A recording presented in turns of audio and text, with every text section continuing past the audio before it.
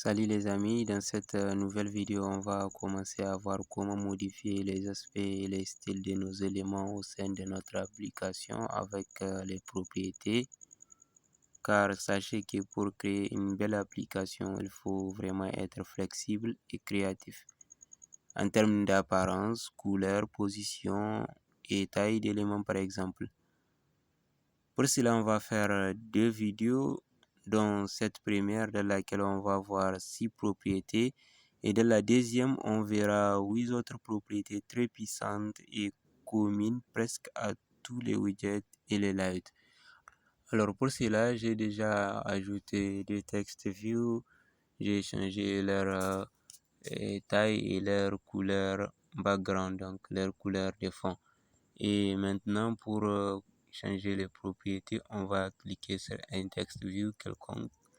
Et vous voyez quand on clique sur le premier, c'est ces propriétés qui s'affichent ici en bas. Maintenant, vous voyez, il est écrit text view 7. Et si on clique sur le deuxième, vous voyez, on a là aussi ces propriétés. Il est écrit text view 8. Alors pour les propriétés ici, ou bien aujourd'hui, je vous ai dit qu'on va voir 6 propriétés. La première propriété, c'est la propriété width, qui veut dire largeur. Alors la largeur, ensuite height, qui veut dire la longueur. Alors la longueur et la largeur ont toutes les mêmes valeurs, comme vous pouvez les voir ici, match parent, wrap content, et ici une valeur entre 0 et 999. C'est la même chose au niveau des heights, vous voyez. Donc ici, les match parent, ça veut dire la largeur totale, comme vous pouvez le voir, vous voyez.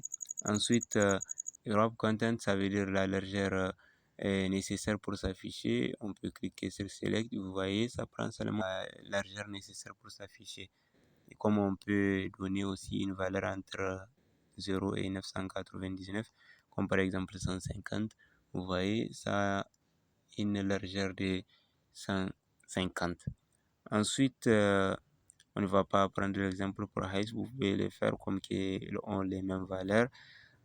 Au niveau des padding, les padding en fait c'est l'espace qu'il y a entre un élément et son contenu. Comme par exemple ici le texte qui est en haut, l'élément est représenté par la couleur verte, mais son contenu c'est le texte view qui est écrit dedans. Maintenant si par exemple j'ajoute un padding, et le padding normal c'est 8 pour un text view, un bouton et d'autres éléments. Comme par exemple si j'amène ça à 30, vous allez voir, vous voyez l'espace entre le contenu et l'élément en tel que tel a augmenté. Comme on peut la diminuer, la valeur donc ou bien l'espace, par exemple 2, vous voyez maintenant c'est plus petit.